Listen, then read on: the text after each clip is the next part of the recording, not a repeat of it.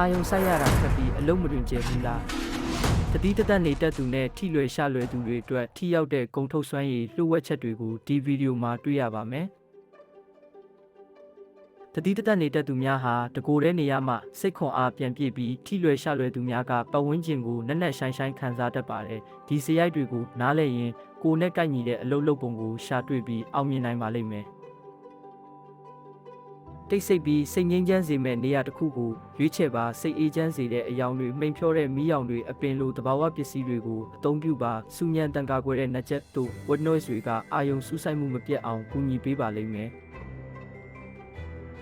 အချိန်စရာဆွဲပြီးအလုပ်ချိန်အနားယူချိန်တတ်မှတ်ပါ project ကြီးတွေခွဲလုပ်ပြီးစိတ်ဖိစီးမှုလျှော့ချပါဘုံမတော်လိုနီးလန်းတွေကစွမ်းအင်ကိုထိန်းညှိပေးပါလိမ့်မယ်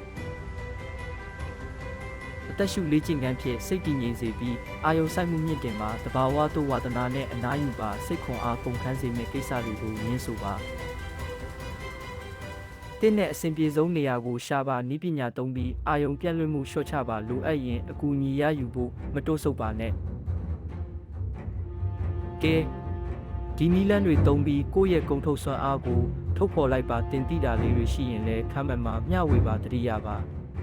တည့်ရဲ့ထူးခြားတဲ့စွမ်းအားတွေဟာအကြီးမားဆုံးအားသာချက်ပါပဲ